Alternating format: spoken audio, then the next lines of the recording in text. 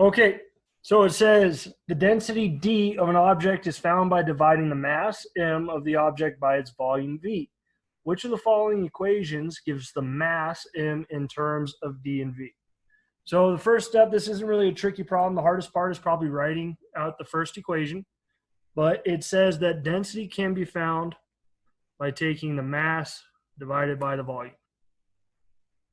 Okay, so now it wants us to put this equation in terms of m, okay, in order to solve for m. So what we would do is we would multiply by the volume on both sides, and we would find that m is equal to dv, or m is equal to d times v.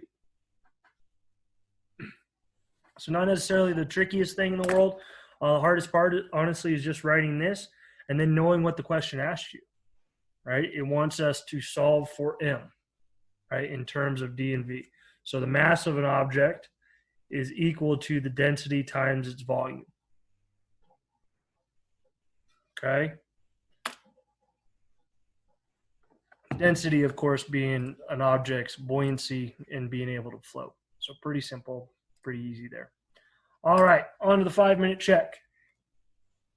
First one, it says we're going to rewrite 3 pi over 8 in degrees. So we're going from radians to degrees. So when we're coming from radians to degrees, remember we want to multiply by 180 over pi. Okay, and what this will do to us is we have 3 pi over 8.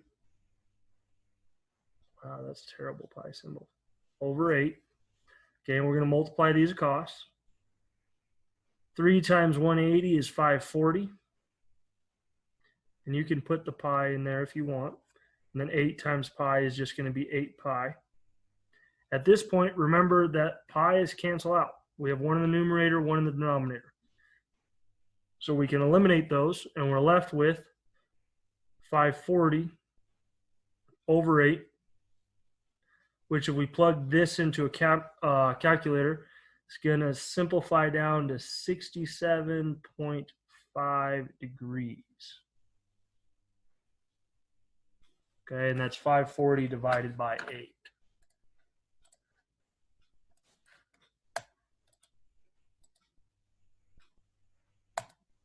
Oh, next one, we're coming from degrees to radians. So when we're coming from degrees to radians, we want to multiply by pi over 180. Okay, so we have 135 over 1 times pi over 180. That gives you 135 pi over 180 degrees. Okay, the pi stays because we can't cancel it out with anything. 45 goes into both of these numbers. It's going to go into 135 3 times, and it's go into 180 4 times. So it's 3 pi over 4.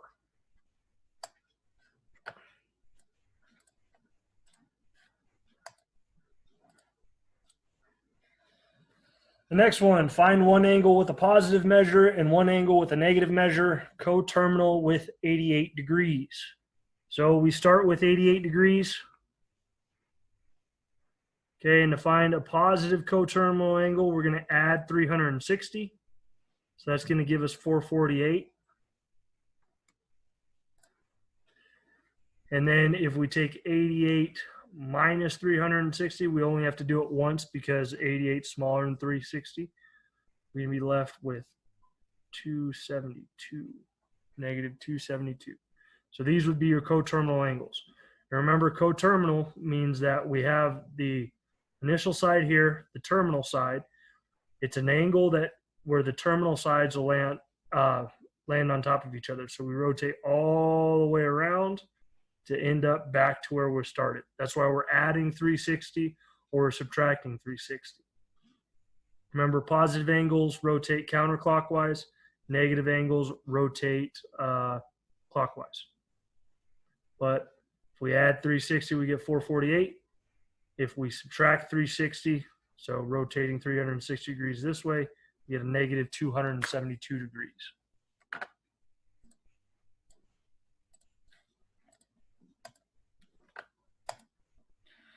Okay, find one angle with a positive measure and one angle with a negative measure, coterminal with negative pi over 5. So it's the same type of question, except for instead of adding 360 and subtracting 360, we're going to add 2 pi and we're going to subtract 2 pi. So to find our first positive angle, we want to make negative pi over 5. And we're going to add 2 pi to that. Well, in order to do this, we must have common denominators. So we have to multiply both of these by 5 to get 10 pi over 5. We have negative pi over 5, and we add those. That gives me 9 pi over 5, because a negative 1 plus 10 gives me 9. And then our 5 as the denominator stays. So this is one of our answers, 9 pi over 5. And then the next one, we're going to do the exact same thing, but instead of adding 2 pi, we're going to subtract 2 pi. So it's negative pi over 5 minus, and I'm going to just take my already converted, 10 pi over 5. Negative 1 minus 10 gives me a negative 11 pi over 5. So those would be my coterminal angles. Same concept, just when we're dealing with degrees, we add and subtract 360. When we're dealing with radians, we add and subtract 2 pi, because those are our whole revolutions.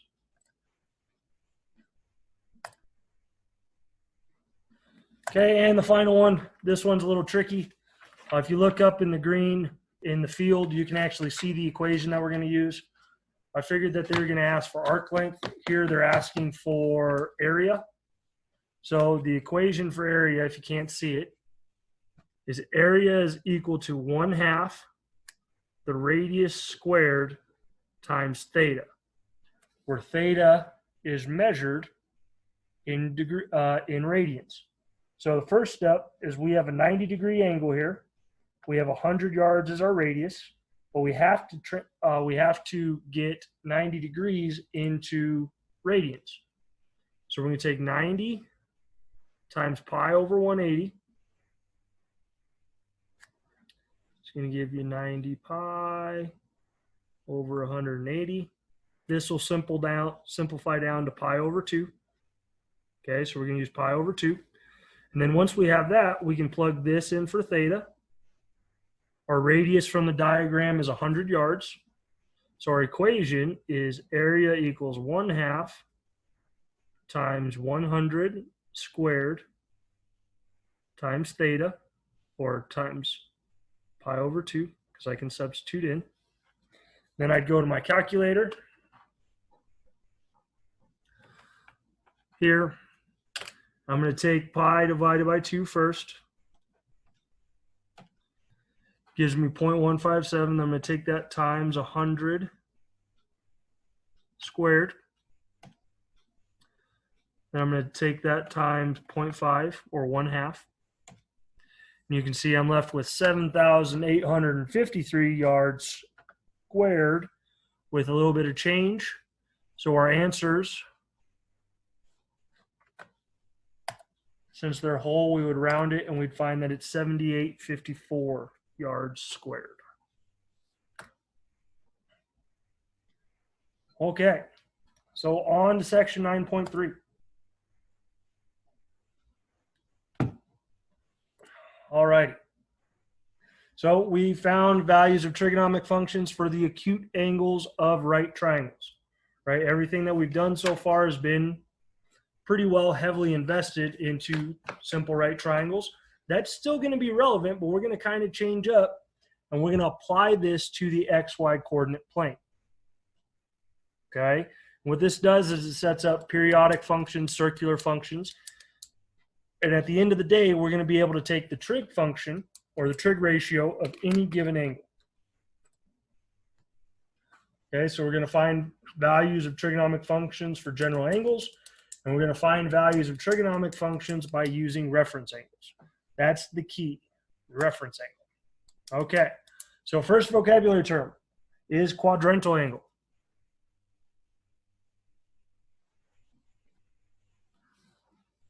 okay? And if I draw an XY plane to make it look like it's in standard position, right? So here would be my initial side. If I'm rotating, each one of these axes is what's known as a quadrantal angle. So you have 90 or pi over 2. You have 180 or pi for in radians. We have 270 or 3 pi over 2. Or we have 360 over or 2 pi. Okay, so each one of these axes, or axes, however you want to look at it, those make up your quadrantal angles. Okay, and even if you wanted to talk about coterminal, so say we went all the way around 360 degrees, the next one we would have as, add 90, that's 470. Or it would be 5 pi over 2. Then we would have 540 or 3 pi. Okay, then we would have 630 or 5 pi over 2. That would be 7 pi over 2. Or 720 or 4 pi. Okay, so those are your quadrantal angles. You notice that each one makes up a right, like 90 degrees is a right angle, 270 would be a right angle, and then we have our other axes of 180 and 360. We're going to be able to take sine, cosine, and tangent of these angles. Okay, so that's where we're headed as well. Your second vocab term, it's what's known as a reference angle. Okay, a reference angle is the actual, what it does is it takes like 150 degrees and it puts it into terms of an acute angle. So what I mean by that is that if I'm looking at my XY plane, let's say I have theta is equal to 150 degrees. Just call it that. So we know from last week that we could draw it here. So this would be 150 degrees. And you say to yourself, well, it's not an acute angle. So the way that we would take sine, cosine, and tangent is we're going to turn this into our right triangle. And this is going to really be theta with an apostrophe. Reference angles are written like this, theta with an apostrophe. So we know that the x-axis is 180. So we had to go 30 degrees back, because we started out with 150. 150 plus 30 makes 180. So our reference angle would be 30. What you'll find is that the sine of 150 degrees is really going to be equal to the sine of 30 degrees. Okay, those two are equivalent because we use this reference angle. Cosine of 150 degrees is equal to the negative cosine of 30 degrees. Okay, and then tangent of 150 is equal to the negative tangent of 30 degrees. Okay, that's where your standard angles, I can pull them up.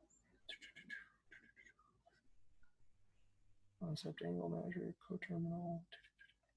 Oh, that was from 9-1. Sorry, let me pull it up. And then I'll give you a second to copy them down because these are going to be crucial for you this week.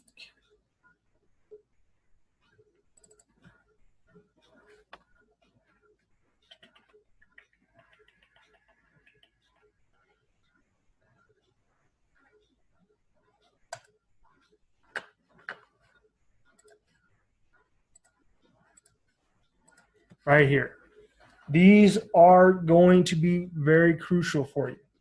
So I know you've seen them before because this was in the lecture on 9-1, which I think was on the 11th. So you have these, but if you haven't written them down, make sure you have those. And remember that 30 degrees is pi over 6 in radians. 60 degrees is pi over 3 in radians. And 45 degrees is pi over 4. So I'll give you a minute to copy those down,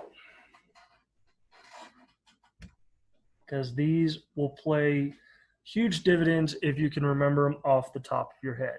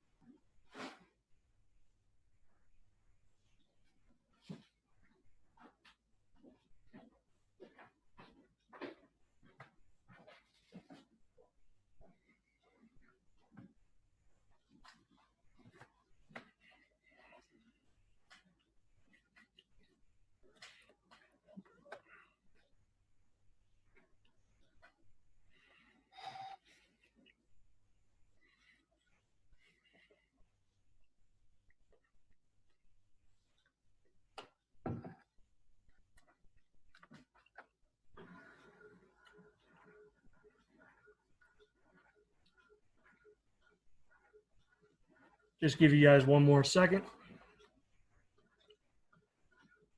Help build your cheat sheet.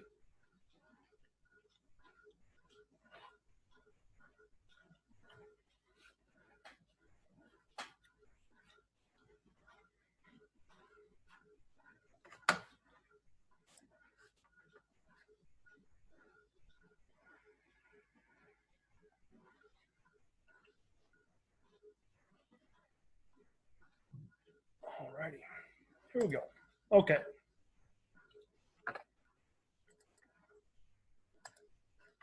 So those are your two new vocabulary: quadrantal angle and reference angle. And away we go. Okay.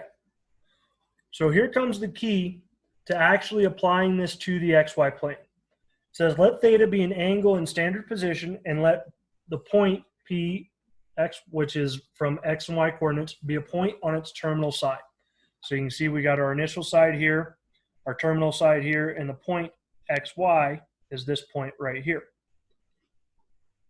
So using the Pythagorean theorem, we can find the value of r, which is x squared plus y squared, and then we're going to take the square root. So just the Pythagorean theorem with r as the hypotenuse. The 6 trigonomic functions of theta are defined as below. So if you look from the diagram, there's a couple key aspects that we need to address. Okay, so we're going to be given XY planes like this, and we're going to have angles that are in standard position. We'll say this one rotates here.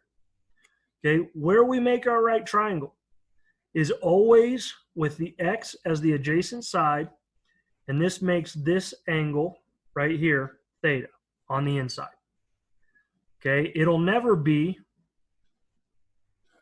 a situation like this where the 90 degree is on the Y. This is no good. Okay, it'll always be here.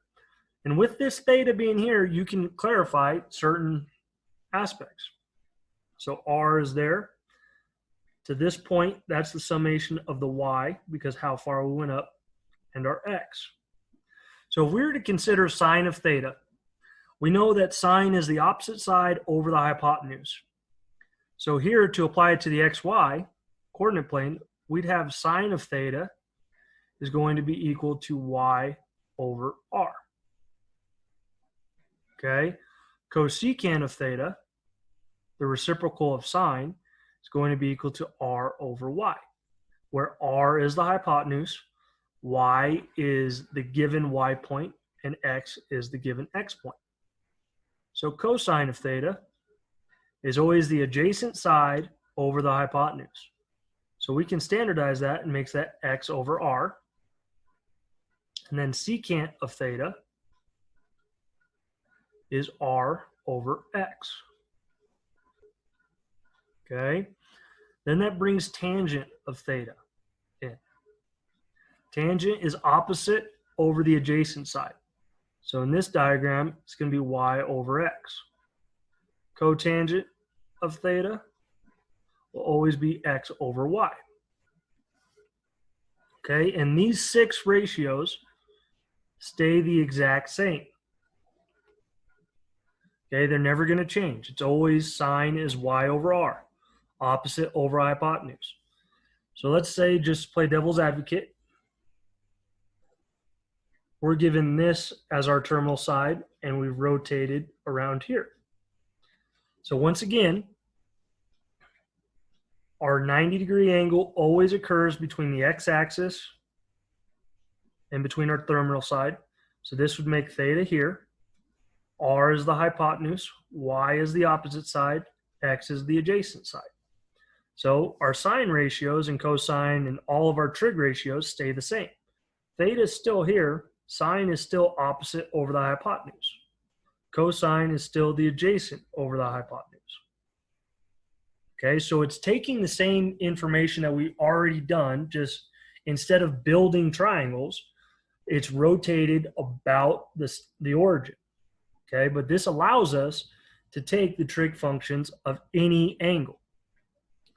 Okay, but we always want to remember that our 90-degree angle is here, and for the terms, r is always positive.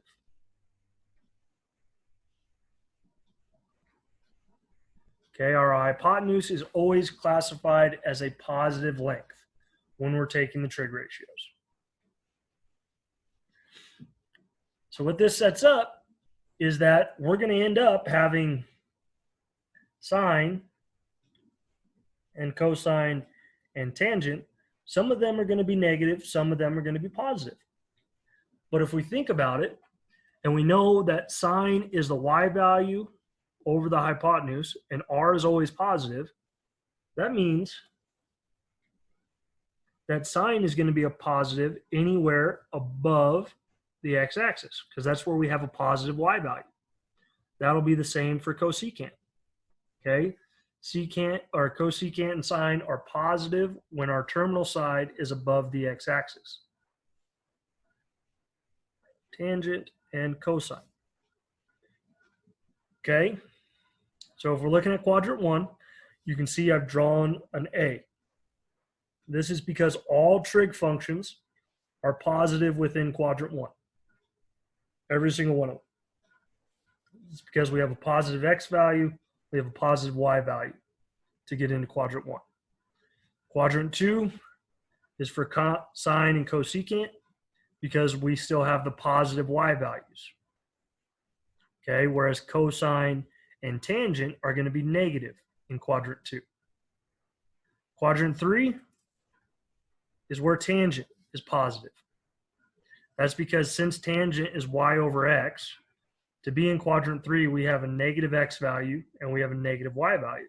So those cancel out to make tangent positive. And then cosine is the only trig function that's positive in quadrant 4, cosine and secant, because they have positive x values, with r always being positive.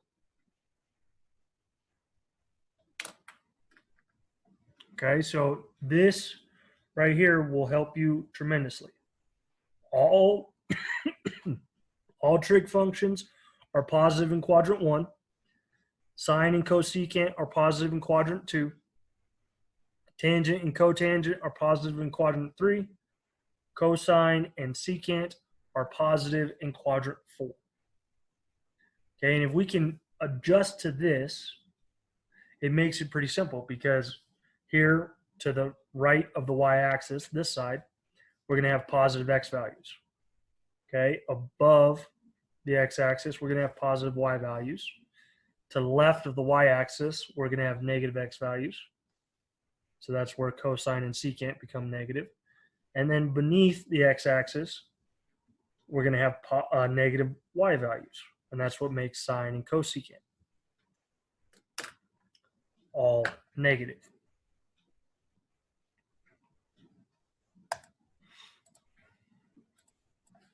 Okay, the Pythagorean theorem is still going to be a part of it.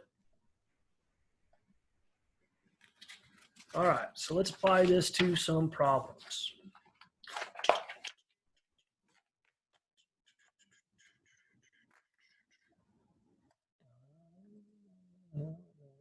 Okay, so the terminal side of theta in standard position contains the point 8, negative 15. Find the exact values of the 6 trigonomic functions of theta. So first thing we got to do, we got to draw an xy plane.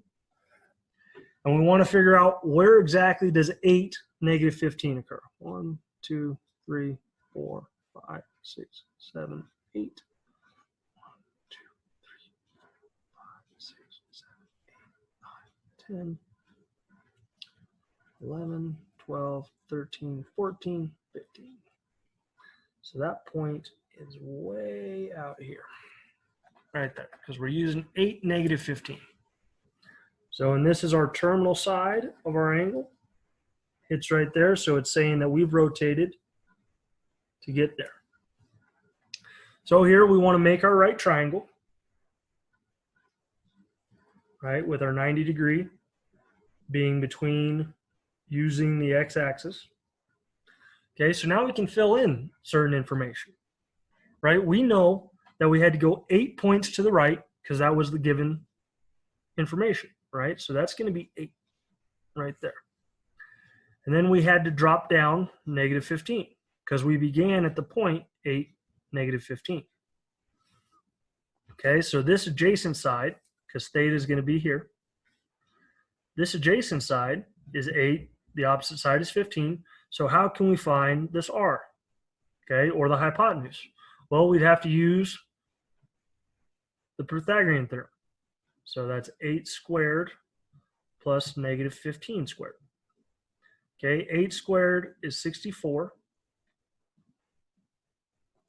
Negative 15 squared, off the top of my head, I believe it is a positive 225. 225. So r squared is equal to 289. Okay, so now to find the value of r, we have to take the square root of both sides. So r is equal to the square root 289, which is a perfect square, and I believe it is 17. So r is equal to 17, because 289 is a perfect square. So our r value is here. Okay, so now we have our given information. Now it's just time to fill out our ratios, right? Theta is always going to be there, so sine is negative 15 over 17. And you can see that it's a negative. Cosecant, the reciprocal of sine, is going to be negative 17/15. Okay, cosine of theta is 8 over 17. Secant of theta is 17 over 8. Tangent of theta is a negative 15/8, and cotangent of theta is a negative 8/15. Okay, and you can see this still aligns with my cheat sheet, right? Because we said the only trig function that should be positive in quadrant 4 is cosine. So if we look at the information that we put in, sine was a negative 15 over 17. right? Because we had the negative 15 as a y value. Cosecant is also negative. Cosine and secant are positive. Tangent is negative because it's negative 15 over 8. And cotangent is negative because it's negative 8 over 15. So you can see we use this information, or the information given, to find our r value, which r is always the hypotenuse. Okay, r is always the hypotenuse. So we ran it through the Pythagorean theorem. And then once we had all the sides filled out, we filled out our 6 trig functions, just like we did. Just instead of it being already given to us in a triangle, we are using the xy coordinate plane to make this happen.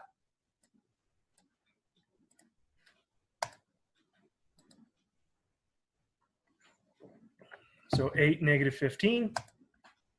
Use the Pythagorean theorem to find r.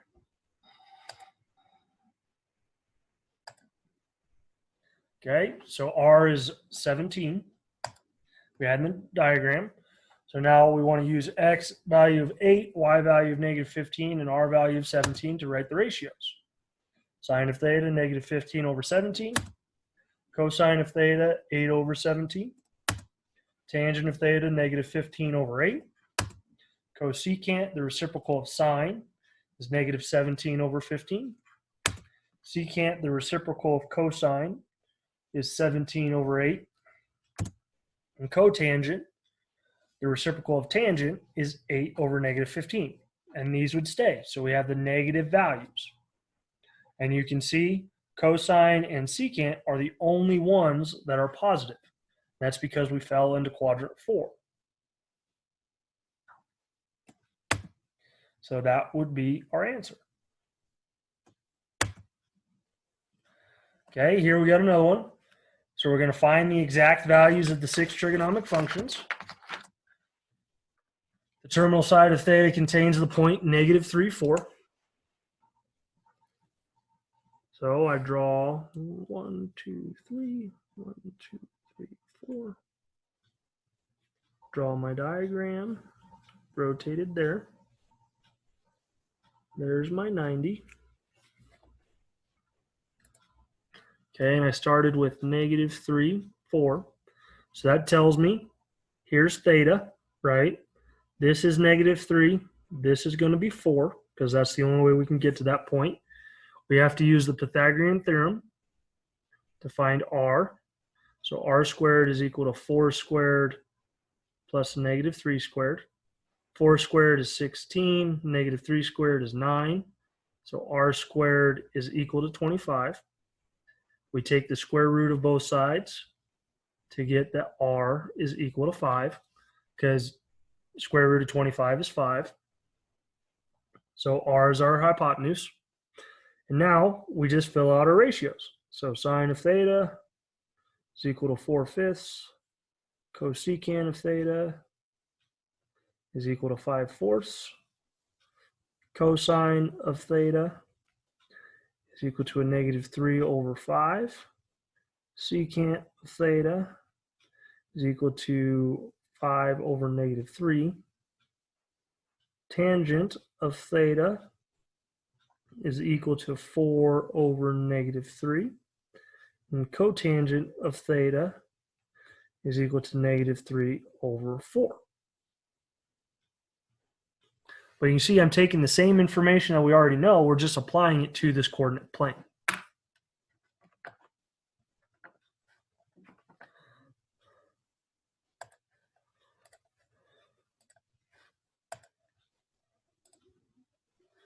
And the correct answer is A. Okay, and you can see again, sine was the only one that was positive because that is in quadrant 2. Okay. All right. So we have our quadrantal angles. Okay, so theta is 0 degrees or 0 radians. You can see that's the positive x-axis, and this r or 0. So when you're taking a quadrantal angle, we have to realize that now that we've declared that sine of theta is y over r, cosine of theta is x over r, and tangent of theta is y over x, that if we end up on this axis, r is either going to equal our x value or equal our y value. Okay, so when you're looking at quadrantal angles, there's three possibilities that can happen for cosine and sine. Okay, and these are your quadrantal. They can either equal 1, -1, or 0. Okay, those are the only possibilities.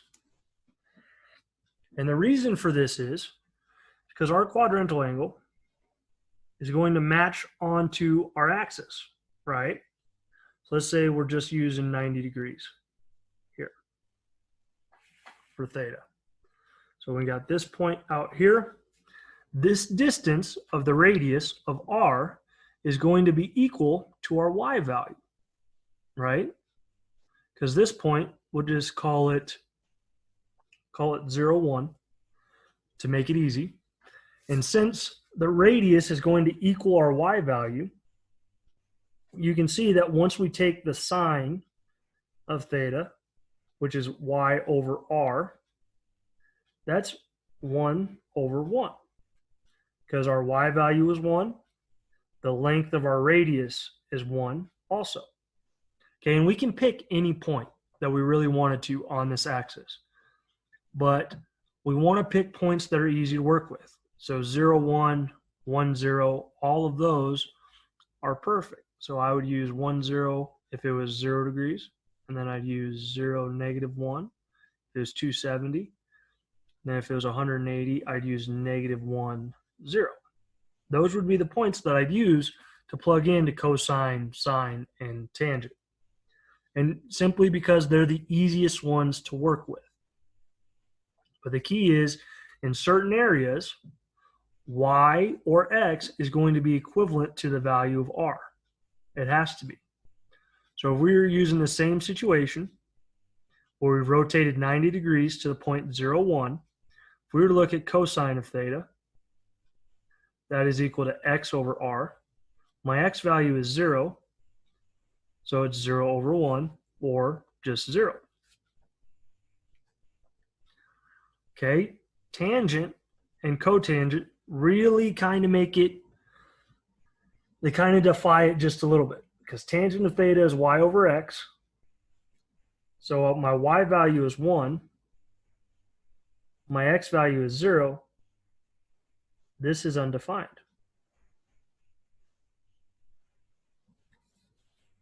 Okay, so for quadrantal angles, cosine and sine can only be 1, -1, or 0.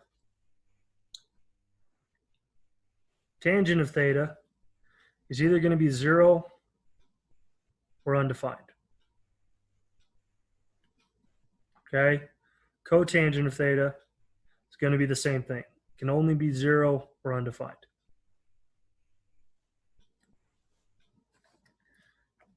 Secant of theta and cosecant of theta, those can be equal to 1, -1, 0, or undefined. And it's just from the nature of each one of these. Okay, but those are how your quadrantal angles fill out. And the key is, to get 1 or -1, we have to remember that the value of r will equal either our y value or our x value. Okay, whichever one is there. So with that known, if we look at our quadrantal angles graph here, we can see that 0 or 0 degrees radians, 0 radians or 0 degrees, our r value is equal to our x value. So that means that cosine of theta is going to be 1 in this situation, because cosine is x over r, whereas sine is going to be 0, because sine is y over r. At 90 degrees, you can see our r value matches our y value. right? So cosine is 0, sine would be 1. Here we get to where we have a negative r value. Okay, for the purpose of our trig ratios, r is always positive.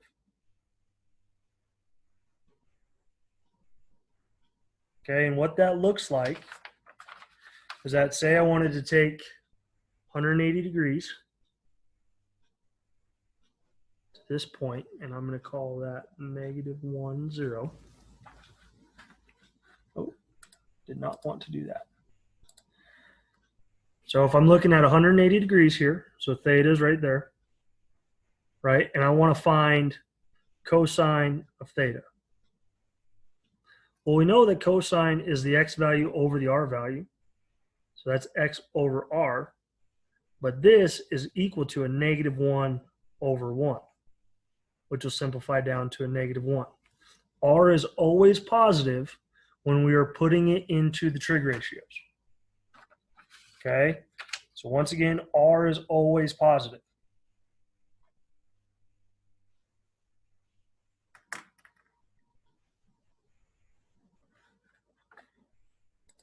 Okay, and then the last two, you can see here, or 180 degrees, R is going to mimic our x value. So that's going to make cosine is a negative 1. Sine in this case would be 0. And then for 270 degrees, or 3 pi over 2 radians, you can see that the r value mimics the y value. So sine of 270 is going to be a negative 1. Cosine of 270 is going to be equal to 0. Okay, and that's because the r value will match in terms of absolute value to the x or y. So here we go. It says the terminal side of theta in standard position contains the point 0, negative 2. Find the values of the 6 trig functions. So 1, 2, that's the point there. 0, negative 2. And our r value is equal to 2. Rotate it around, and we're right there. Okay, r has to be equal to 2 because it's the length of the radius. So sine of theta, it's y over r. So that is going to be a negative 2 over 2, or negative 1. We're looking at cosecant of theta. So r over y. So that's going to be 2 over negative 2, or negative 1. Cosine of theta is x over r. That's 0 over 2. So that's just going to be 0. Secant of theta, reciprocal of cosine, is equal to 2 over 0, or undefined. Tangent of theta is equal to y over x. Right, so that's negative 2 over 0. So that's going to be undefined. And then cotangent of theta is 0 over negative 2, or just 0.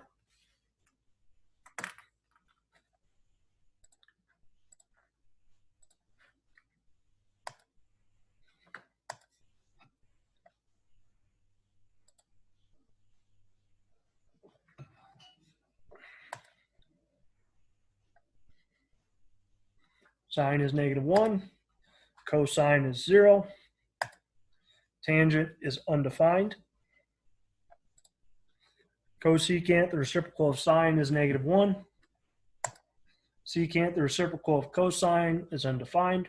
And then cotangent, the reciprocal of tangent, is 0. So you can see how these work for the quadrantal angles.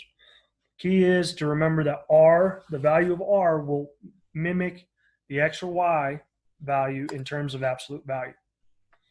So the terminal side in standard position contains the point at 3, 0. Which of the following trigonomic functions of theta is correct? So we draw our xy plane, 30 falls right here. Okay, so r is 3, y is 0, x is 3. So sine of theta is y over r. So that's going to be 0. X over r, or y over r. Cosecant of theta is going to be r over y. It's undefined. Cosine of theta is equal to x over r. So that's going to be 1. Secant of theta is r over x. So that's going to be equal to 1. Tangent of theta is y over x, which is going to be equal to 0. Cotangent of theta is going to be undefined.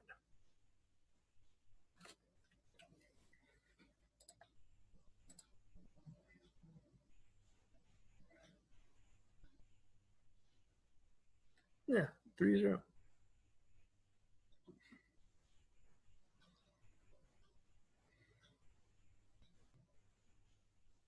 Well, they're wrong there. I made the slide wrong. The correct answer should be D. That cotangent of theta is undefined. Yeah, that's weird.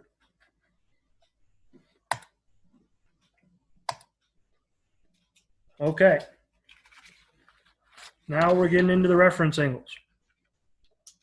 So, for your reference angles are always abbreviated with the theta and the apostrophe. So in quadrant 1, where all trig functions are positive, you can see that the reference angle of theta is just the amount of theta. Okay. In quadrant 2, so between 90 and 180 degrees, we find the reference angle by taking 180 minus the value for theta, or pi minus the value for theta, if we're in radians. Okay? And that's between 90 and 180 degrees, because that gives us this acute angle here, right? So that we can draw our perpendicular line to have our 90 degree on this side. Quadrant 3. So between 180 and 270 degrees, our reference angle can be found by taking theta minus 180, or theta minus pi, okay, because that gives us this acute angle right there. And then in quadrant 4, we can find the reference angle by taking 360 minus theta, or 2 pi minus theta, because that's going to give us this amount. And quadrant 4 is between 270 degrees and 360. Quadrant 3 is between 180 and 270. Quadrant 2 is between 90 and 180. And quadrant 1 is between 0 degrees and 90 degrees.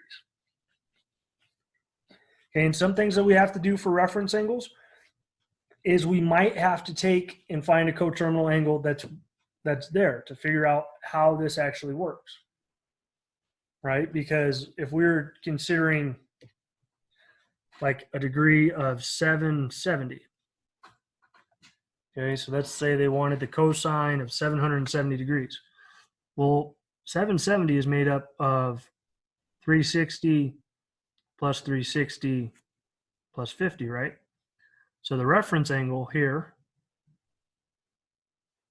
is also the coterminal angle of 50 degrees. Okay. If they wanted it to be, say, 440. Okay, 440 is made up of 360 degrees plus 80. So the reference angle is 80 degrees. Okay, so sometimes we have to find the coterminal angles to find reference angles. All right, let's get into some more problems. I'm losing kids like flies. Okay, so it says sketch 330 degrees, then find its reference angle. So 330 degrees, it's between 270 and 360. So we know we haven't made a full revolution. We'll call it right there. That's 330 degrees. So the reference angle would be theta here. So what will we need to make it so that to eat up that other 30 degrees? Okay, well, we can find that by taking 360 minus 330, which is equal to 30. Okay, a good way to think about reference angles is distance from the x-axis. How far past the x-axis did we rotate, or how far until we touch the x-axis again? So like if you're talking about this x-axis, be 180 minus theta to figure out how much farther we have to rotate, or how far did we rotate past.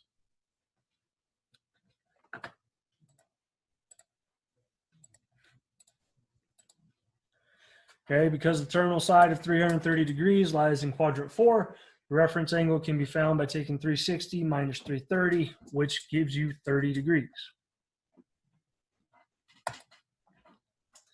Okay, so sketch negative 5/6 pi, then find its reference angle.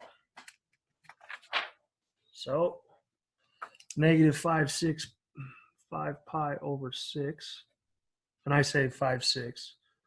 And that, I just look at them as fractions because I know that that means I haven't rotated all the way through, right? So my numerator is less than my denominator, so I haven't touched this 180 degrees yet. So if I draw it here and I rotate there, it's negative 5 pi over 6, right? What would I need to rotate more to make up that? Well, so this one is going to be equivalent. Going to make us find a reference angle here, or a coterminal angle. So if I find the coterminal first, I mean, I know it's going to be pi over 6, but how do you do it? So we want to find a positive coterminal angle first. It's negative 5 pi over 6, and we're going to add 2 pi to it. So I have to get a common denominator, so I'm multiplying both the top and the bottom by 6. I'm left with negative 5 pi over 6 plus 12 pi over 6. So you can see that's 7 pi over 6, and that corresponds to this angle, 7 pi over 6. And then to finish it out, since I'm in quadrant 3, it says that if I take theta minus pi, I'll find my reference angle. So my theta is 7 pi over 6 minus 6 pi over 6, and I'm left with pi over 6. So this one, since it was a negative, we just had to find the coterminal angle first. But if you think about it logically, we've rotated 5/6 of getting to here. What do I need to get to there? It's another pi over 6.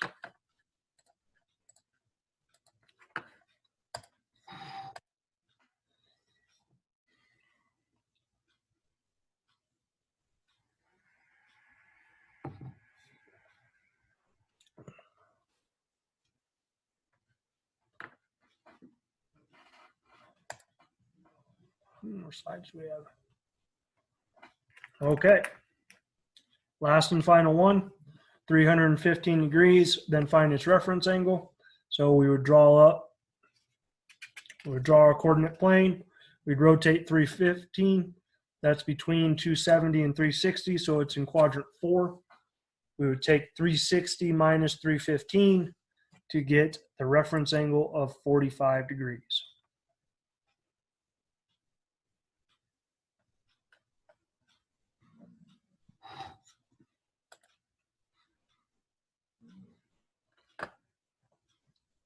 Not doing it again.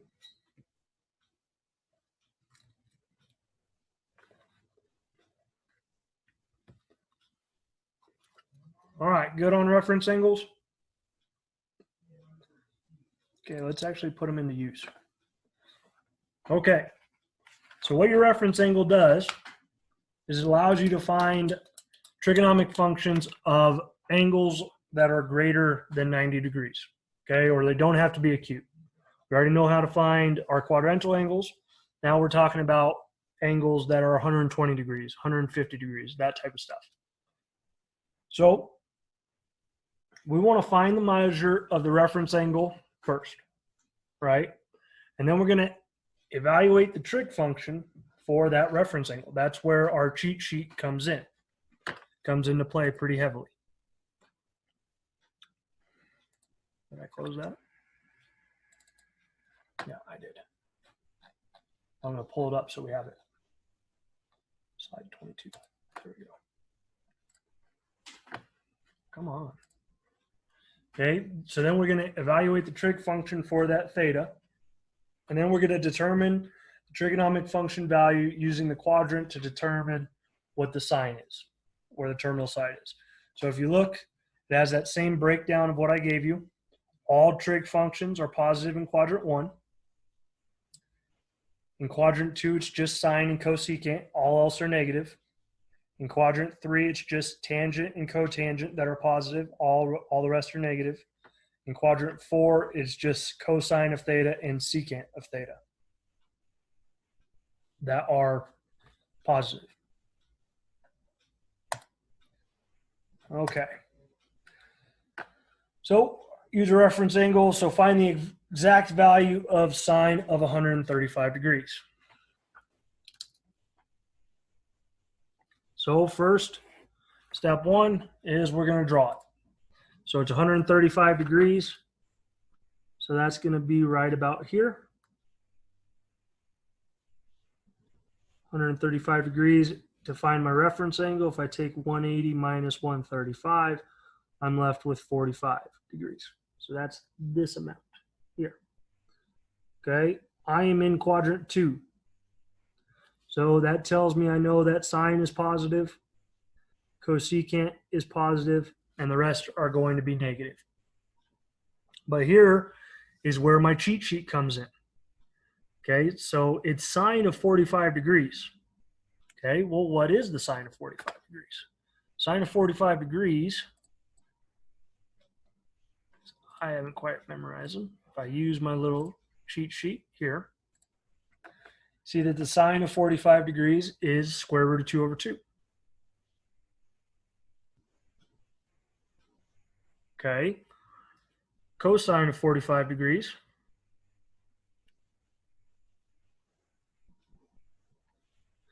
is equal to the square root of 2 over 2. But this one is going to be negative. Okay, and tangent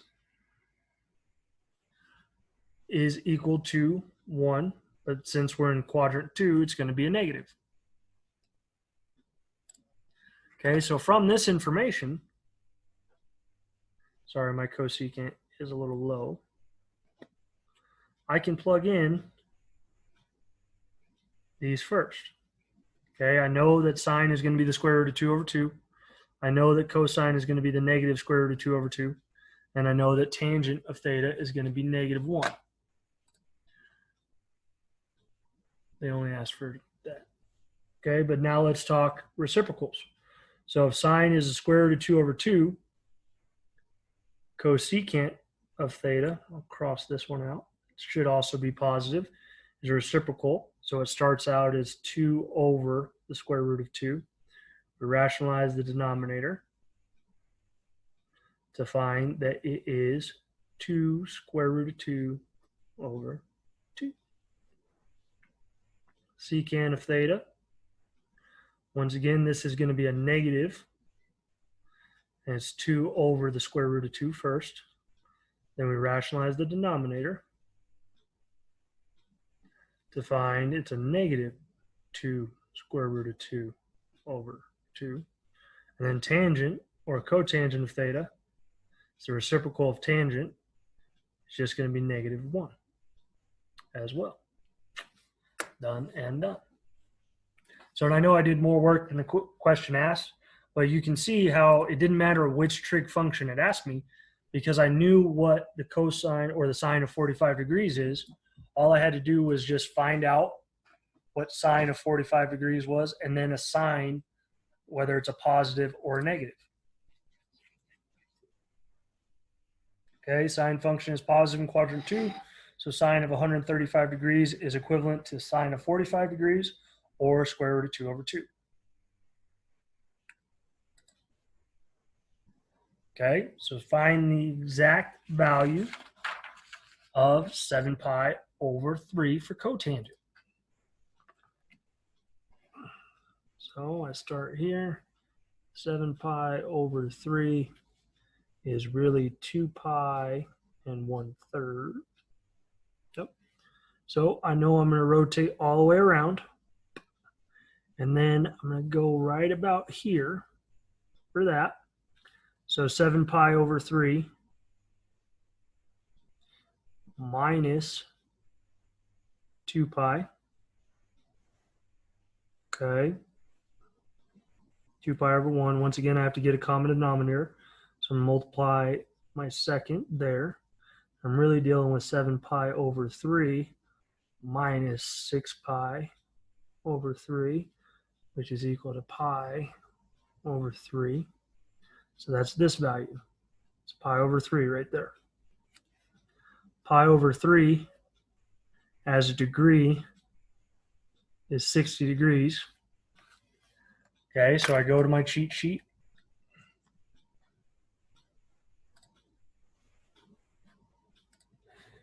And it shows that the tangent of 60 is equal to the square root of 3, right? But I'm asked to find cotangent. So I have to flip it to its reciprocal. So the cotangent of 60 degrees is really 1 over the square root of 3. Rationalize the denominator, and I get the square root of 3 over 3. So the cotangent of 7 pi over 3 is equal to the square root of 3 over 3. Okay, it's in quadrant 1 where all trig functions are positive, so I don't have to assign a negative at all.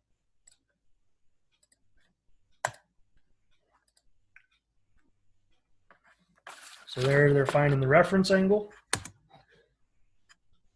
Cotangent of pi over 3.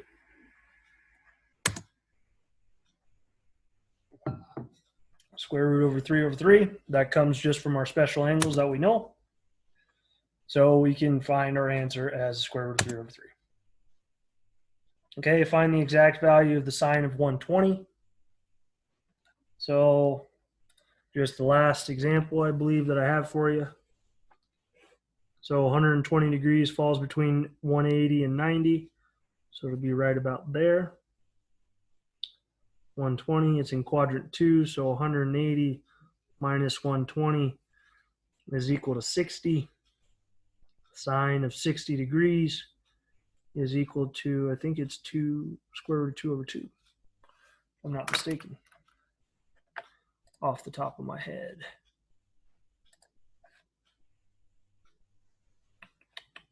Oh, dang it. Nope. It is the square root of 3 over 2. Dang it. I hate when that happens. But that just comes straight from our cheats. Not even really cheats. You should be memorizing these, but